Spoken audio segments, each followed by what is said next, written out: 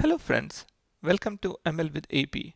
The topic for today is artificial intelligence, machine learning versus deep learning versus data science.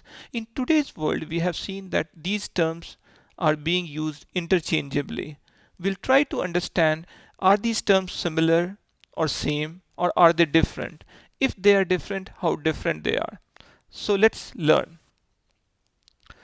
Let's start with building our knowledge about artificial intelligence, machine learning, and deep learning. Towards the end, once we have understood all these three concepts, we'll try to understand what data science is. So, friends, if you can see, there are three concentric circles over here, right? From the figure itself, we can see that the outermost circle is the artificial intelligence. Within artificial intelligence, there is machine learning, and within machine learning, there is deep learning. So one thing is for sure, friends, over here, that artificial intelligence is the bigger term, is the umbrella term under which a subset is machine learning, and within machine learning, there is a subset or the small portion which is called deep learning. So this is how the hierarchy is. The bigger term is the artificial intelligence. Inside artificial intelligence, we have machine learning. Inside machine learning, we have deep learning, right? Now we'll try to understand each of these three concepts individually also, right? And let's go ahead. So let's start with the artificial intelligence first. So what is artificial intelligence? There are two words over here, artificial and intelligence. Now what is, friends, you'll ask, what is intelligence? Intelligence, as we commonly know in case of human or animal species, is our cognitive abilities, is our reasoning abilities, is our language related abilities, is our pattern recognition. So we human take lot of things for granted. We see, we can visualize, we can reason, we can learn language, we can do speech recognition. We do all these things, and this comes inbuilt for us, right? But bucketed together, all these things which humans do is called intelligence. Okay, this is a this is a this is the complete bucket terms. Okay, now what is artificial? Artificial is something which is not natural. Human beings are natural, but if these type of intelligence which is present commonly in animal species or human is with some mechanism is present in a machine, we can call that machine artificially intelligent. This is the same definition which father of AI, John McCarthy, gave long back. What he said is the capability of a machine to imitate means mimic or reproduce, imitate intelligent human behavior is called artificial intelligence. So if some machine is able to imitate or mimic an intelligent human behavior, which are cognitive reasoning, language, pattern recognition, speech, to just name a few, if a machine is able to do that, machine can be termed as artificially intelligent machine. So friends, I hope the definition of artificial intelligence is clear. Let's dig deeper. Okay, let's see a brief timeline. I'm not going to go through all this. Probably what I will do is I'll put a GitHub link of this particular presentation in the description section, and you can see it from there. So where it all started? It started in 1956 over here. So John McCarthy, who is the father of AI, he sat down with a bunch of his colleagues and scientists and mathematicians from that time in 1956 in a place called Dartmouth. And for 2 months, they analyzed that what is artificial intelligence, and they come up with some definition, some framework, and all those things. Right. Before that, also there was another British scientist and mathematician, Alan Turing. He also did some work on how machine can think and all, and we'll try to see about Alan Turing and his imitation game also, okay, in just a bit. There are other pivotal moments also which are listed over here, which I am not going to go through. You can feel free to take a look. This is very good. One of the things which you may have known is that in 1996 IBM Deep Blue, this is a supercomputer which beat Gary Kasparov, and it was a big news at that time. Right. After that, in 1998, Professor Jan LeCun from New York, what he did was he was able to recognize or read handwritten digits through a computer program, right? He used neural network at that time, and this was a big moment for neural network or artificial intelligence at that time, and this is also a pivotal moment, right? After that, essentially what happened, especially in the area of computer vision and neural network, was the image classification or ImageNet challenges. Okay, over here and over here. So people started. There were a lot of research which were happening in computer vision side. And now, friends, if we go down little around 2020, 21, and 22, we have a lot of emphasis on large language model. You may have been hearing the news about the Chat GPT, which is a large language model based on GPT-3 from OpenAI, right? Alan Turing and the imitation game. I just wanted to take 30 seconds over here, or maybe a minute, to tell you about the Alan Turing and what he wanted to propose around machine learning. So his experiment was simple. What he did was, what he proposed is this: there is an interrogator. Okay, he is going to ask questions, and he is physically separated. So he is in a different room, and there is another room over here, another room. So there are two other actors, actor A and B. Either A or B, one of them is a human and one of them is a machine. So A or B is a human and a machine. One of them is a machine, one of them is human. We do not know, interrogator doesn't know. What interrogator is going to ask? He is going to interact with both A and B, not through voice, but through chat. Okay, through chat. If interrogator is fooled in believing that machine is a human, then that machine is said to be artificially intelligent. This is what Alan Turing is proposed way back in 1950. Let me repeat that again. So interrogator is going to interact with two actors, A and B. One of them is machine, one of them is actor. What he is going to that? He is going to chat. He is going to write something and send it through a computer to both A and B, and he will get response also. In case, let's say, for example, B is a machine, right? And B interacts in such a way with interrogator that interrogator is fooled to believe that B is actually a human. If B is able to do that, then B can be called as artificially intelligent machine. This is what Alan Turing proposed. Okay, so this is his imitation game, and this is how one of the definitions of artificial intelligence originates from here. Now let's see. In AI also we have taken two approaches. Okay, so the connectionist approach and the symbolic AI approach, right? Now, friends, you can see that we have already seen three concentric circles, right? So there was DL, and there was ML, and there was AI. Now, one thing, friend, you can ask that, hey, what is this particular portion? Name something which is AI, but which is not ML or DL, right? Which is present in this area, right? So we know that whether it's Netflix recommendation engine or Amazon or Tesla self-driving car or ChatGPT, OpenAI, everything is deep learning and machine learning, right? We can call them AI also by this diagram, right? Because ML and DL are a subset of AI. Fine.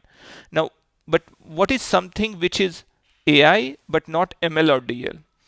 So when long time back, when these AI approaches were being discovered or invented, there were two schools of thought. One was symbolic AI. The scientists which were the proponents of symbolic AI, they thought in that through logic they can develop an artificially intelligent system through logic.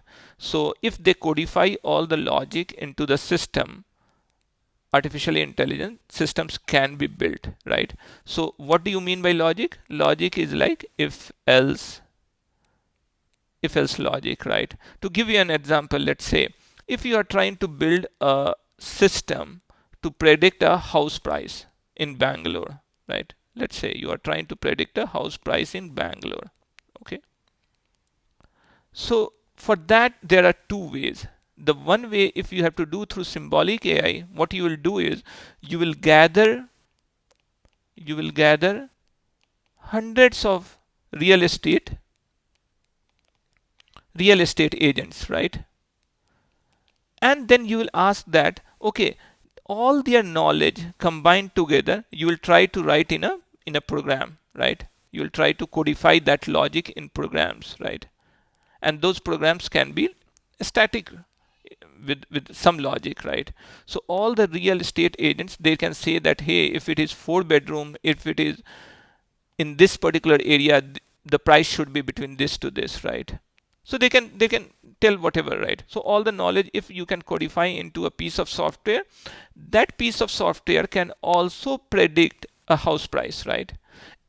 That particular system can be called a symbolic AI system. It will not be a machine learning system because it is not leveraging either the neural network or statistical tools which is being given by machine learning frameworks. Okay, clear?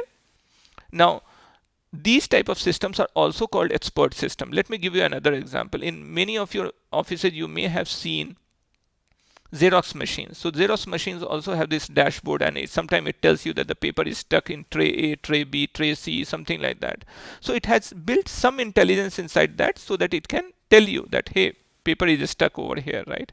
So that type of system is called expert system, which was very popular in symbolic AI. But sooner or later, scientists recognize that, okay, this is not going to scale. There are problems like speech and vision, which will never be solved through symbolic AI mechanism, right? So we have to go to connectionist approach, right? So whatever we are following nowadays is connectionist AI.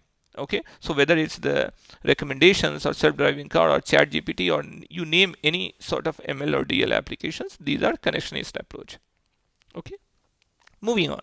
Let's say what is AGI and ANI. Now, artificial intelligence, you have to understand that ANI is called artificial narrow intelligence and AGI is called artificial general intelligence. Now, this is something which we have achieved. This is still a far-fetched dream, right, for the scientific community. Now, what is narrow intelligence? As I was saying that Deep Blue, IBM Deep Blue, right? What it did in 1996, it beat Kasparov, right, in chess. So, achieving superhuman capabilities in a narrow domain is called ANI. So narrow and general is related to domain. So IBM Deep Blue computer, supercomputer, it can beat the world chess champion. But if you ask to write a recipe for making tea, it will fail miserably, right? It cannot do lot of tasks, right? It can do very well superhuman type things, but only in a narrow domain, right? General intelligence is something which all human possess, right? So if you ask a 5-year-old child that whether it's a cat or a dog, he will be able to identify, right? But the IBM Deep Blue will not be able to identify cat or dog. A 5-year-old child will always also be able to tell you that how to cross the road. He will be also be able to tell you lot of things, right? So essentially what we mean by AGI is a human-like knowledge for different areas, not narrow, not segmented into one area only, but multiple areas. That is what general intelligence is. Scientists are working currently on general intelligence. We are still far-fetched. We do not know whether it will be achieved in 5 years, 50 years, 500 years. We do not know. Okay, but that is the ultimate North Star. That is where the scientific community is going. Now let's see. We have understood artificial intelligence. Now let's see what is machine learning, right? Now, the formal definitions of machine learning are these two. The first one we'll go through that. Machine learning is the field of study that gives computer the ability to learn without being explicitly programmed. So the key word over here is explicitly programmed. So computer can think, right? In case of, let's say, symbolic logic also, we can say that the computer is intelligent. But is it explicitly programmed? Yes, all the logic is codified. But what machine learning is telling? No, you don't need to codify all the logic. We do not need to explicitly program the computer, but it has to exhibit intelligent behavior irrespective of that, right? So let's try to understand that with an example over here. In case of traditional programming, this is traditional programming and this is machine learning.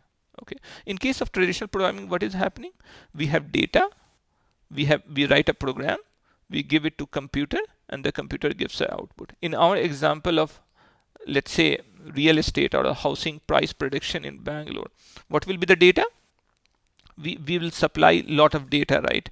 The data will be that whatever our, in the traditional case, whatever our real estate agents, right? Real estate agents, they will say something like, okay, if the house is 3 bedroom, then in this area, area A, then its price is 50 lakh, right? If the price is 2 bedroom in area B, the price should be this, right? So all the data will be given to us, right, by this real agent. And then we'll write a program, we'll codify that logic, and we'll send it to computer. Computer will give an output and then our prediction. So if a new house comes in a new area, with this mechanism, we'll be able to find the output. This is the traditional program. Machine learning is slightly different. Machine learning is broken down into learning phase and prediction phase, right? So it is 2 phases. What is shown over here is learning phase. So during learning, when we are training our models, right? You must have heard about models. When we are training our model, what we are doing? We are giving the data and we are giving the output also.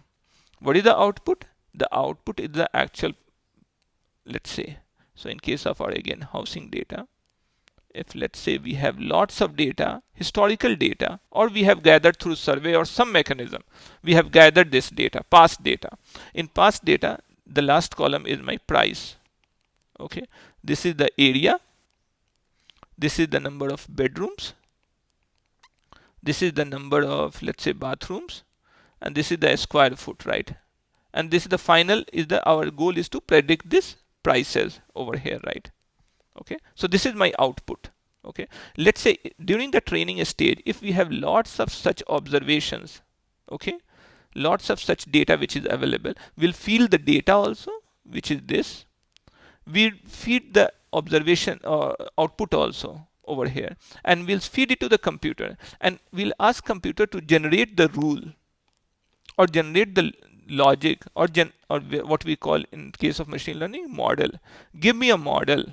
Okay, in case of, then the model will learn based on the past experiences or the past data.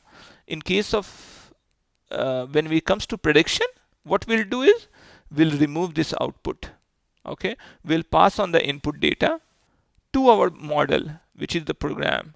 We'll pass input data to our model and we'll get the output. Okay, so this is how the prediction work will work, right? So you friends, you can understand that how traditional programming and machine learning programming is different, right? Okay, let's move on. The types of machine learning, right? So we were giving you the example. There are essentially 4 types. One is the supervised, unsupervised, semi-supervised, and the reinforcement learning. Let's try to understand each of them briefly what they mean. What is supervised? Supervised means like under some supervision. What is the supervision over here?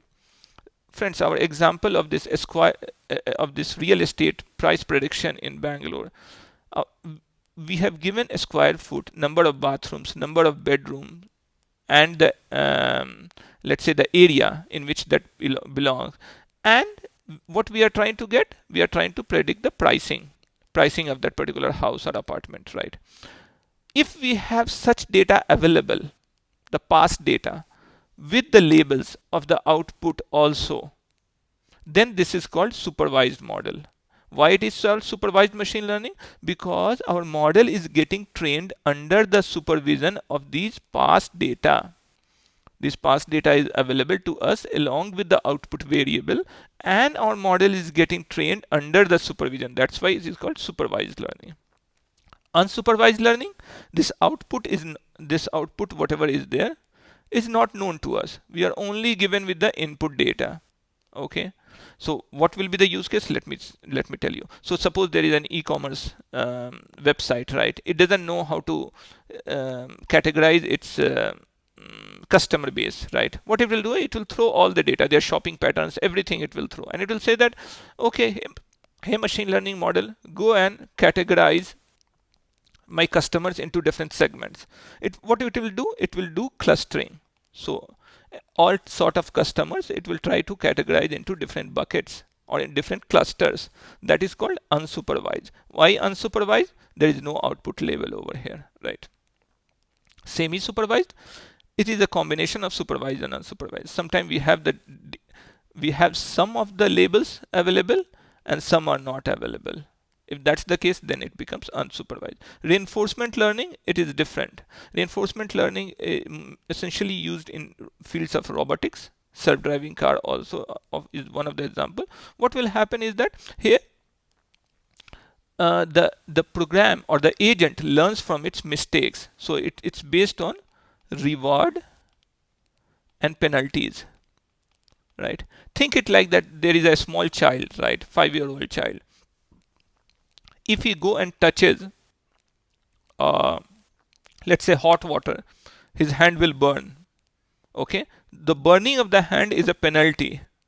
What will happen? He will learn from his mistake, and next time if he see the vapor coming out from the water, he is not going to touch. What he will touch?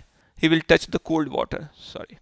He will touch the cold water and he will get a reward for that, right? So this reward and penalty is very much, or this reinforcement system is very much like how we humans learn. We learn from our experiences, whether good or bad. When a bad experience happens, we mentally take a penalty for that. When a good thing happens, we try to do that more often, right? Because we are getting rewards for that. Good things are happening, right? So this reward and penalty mechanism through which the model is trained, and that type of model is called reinforcement machine learning model. Okay, I hope it is clear, friends. Okay, now let's see the third part. What is deep learning? Now deep learning essentially is based on, initially the scientists who were proponents of deep learning, they tried to mimic or try to base it on human brain, right? So our biological human brain has something called neurons, right? Neurons. Overall, we have like 86 billion neurons in our head. Okay? 86 billion neurons. And this is a picture of one neuron. How it is happening? These neurons is a deep mesh of neurons. All 86 billion neurons are connected to one another. How? One neuron is there. This is the output side. This is the input side. So somebody's output is getting connected here. Again, this output gets connected to some other input of the neuron, right? These type of dendrites, it will get connected. But this is just a biological neuron. Currently, scientists believe that our biological human brain works very differently than how neural networks are behaving. But initial intuition was taken from there, right? So again, as the name suggests, this is a artificial neuron. This is an artificial neuron, right? What is it? Artificial neuron. Let's try to understand what is this artificial neuron. Okay, for this we'll take a small example. Okay, this small example is related to, let's say you want to watch a movie. Okay, then watching a movie is dependent on certain conditions. Let's see. So you can watch a movie and go to the theater and watch a movie. Let's say if IMDb rating is greater than 8, then you will watch. Okay, if it's not a rainy day, then you will watch. If let's say if the price of ticket is less than 300, then you will watch the movie. Let's say you have 3 conditions. Okay, how you will define? Now this is a simple one neuron, and this is called perceptron, right? So all these x1, all these x1s are the inputs, right? These are our inputs, right? It has got 2 things. One is summation, the other is activation. We'll try to understand both of them with this example. Okay, now these are called weights. Neural networks at a very fundamental level is nothing but simple linear equations, getting like tons and tons of simple linear equations and getting it solved, right? So I'll try to make it easy. Let's say this is our x1, this is our x2, this condition is x1, this condition is x2, this condition is x3. Okay, so IMDb rating greater than 8, then we'll call x1 as, sorry, If IMDb rating greater than 8, then it becomes 1, otherwise 0. Similarly, it's not a rainy day, then it becomes 1, otherwise 0. Price of the ticket is less than 300, it's less than 300, it x3 assumes the value of 1, otherwise it's 0. So how we can write our equation? We can write w1 x1 plus w2 x2 plus w3 x3. Okay, and we'll add a bias term. We'll talk about that bias later. Okay, if this becomes greater than 0, then I will go, right? So what you are doing, you are converting all these things into a decision process, and you are calculating, right? This makes sense. What these w's are weights, right? These are the coefficients attached to this particular, these three, my decision points, right? So the IMDb rating should be higher than 8, not a rainy day, and price of the ticket should be less than 300, right? Now all three would not be weighing equally, right? Maybe you are okay with the price a little bit. Even if the price is 400, you can go, but rainy day, if it's a rainy day, then it's complete deal breaker, and you do not want to go. You do not want to go for any movie rating which is maybe not greater than 8, right? So these w's are these weights, right? So maybe your decision is dependent 0.5 on this, 0.3 on this, and 0.2 on this, right? So in this case, w1, w2, w3 are defined like that, right? Now, so if this number becomes greater than 0, I will go for the movie. If this number becomes less than 0, I will not go for the movie. So this activation is nothing but this bias term over here. Okay. So if this calculation crosses a particular threshold, I will go to the movie, right? And my decision will be yes over here. If this thing doesn't cross a particular threshold, my decision will be no, and I will not go for the movie, right? How you define the weight is through model training, neural network training, right? So the neural network training is to identify W1, W2, W3, and B. These are called the parameters of the neural network, and these are the trainable parameters. This is what gets trained when we input large amount of data, right? And these gets trained, right? This is what we mean by neural network training. Now in case of the latest model of GPT, I think they were saying that it has 175 billion parameters. When they say billion parameters, these are the type of parameters which they are talking about. Now this is one simple neuron and perceptron, but just assume it like this, that they are connected with each other. So this is one neuron which is over here, right? This is other neuron, this is other neuron. All these neurons are closely packed, densely packed with each other.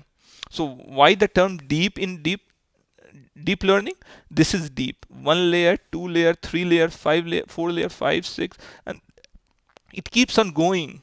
The more layers you add, better the prediction quality becomes. The more data you feed in, better the prediction quality of the neural network becomes, right? That's why it is called deep neural network, because it is very deep layered neural network. And it is called dense because it is fully connected with each other, right? So all the neurons are connected with each other. Everything has a bias term, activation functions, summing function, everything is present over there. Now friends, you will ask me one question that, hey, if machine learning is already there, why you want a deep learning also? What is the difference between these two things? I understood from the artificial intelligence this is different, but why machine learning and deep learning? So machine learning had some challenges. First of all, machine learning is based on statistical models, right? So let's say nowadays, what we call these decisions or these columns, right? These features, right? These features can be hundreds, thousands, and millions also in the real world. If the features are so, then machine learning, because they are based on statistical models, they say that, hey, if you have to tell me which of these features are important to me, which of these features are not important. So feature extraction becomes very important. If you throw all million features into that, then it will become garbage in, and our prediction will also be garbage out. If the garbage gets in, the garbage goes out, right? So the feature extraction is still the responsibility of a machine learning engineer in case of machine learning.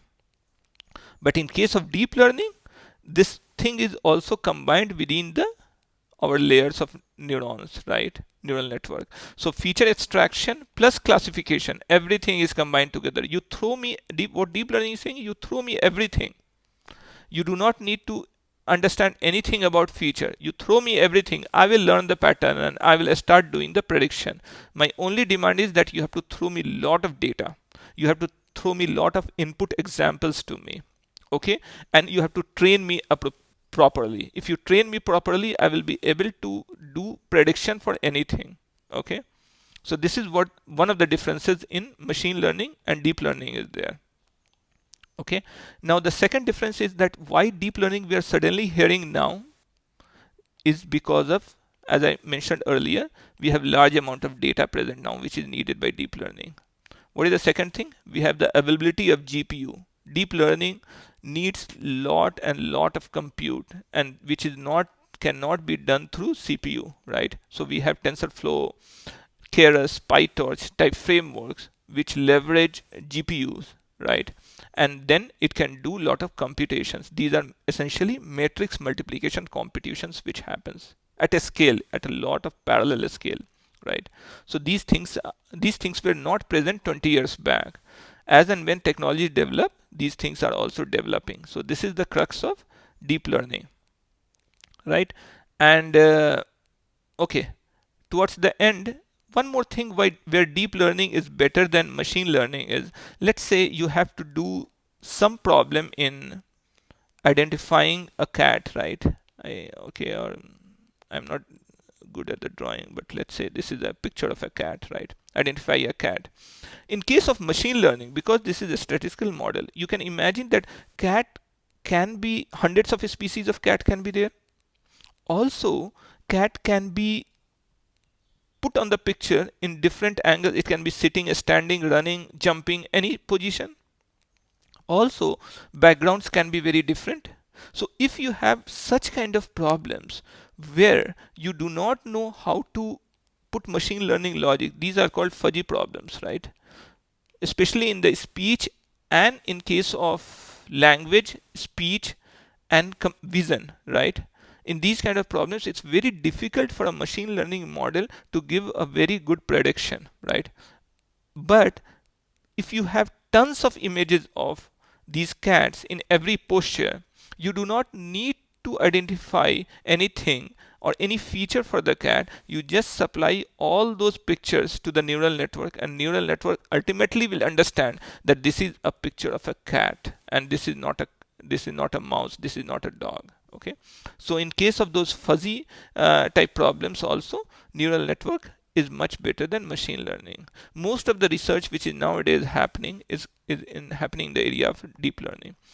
Machine learning and is still very much used. In the industry, if you go, most of the problems, right, because we do not have large amount of data, we still have a small amount of data. If you go to banking, right, in some regulated sectors we have only, or if you go to medicine or medical images, right, let's say you are trying to read a medical images like of x-rays and trying to predict whether the person has TB or not, you will not get 100,000 or 1 million x-ray images. You'll only get 100 or probably maximum 500 or 1000 images.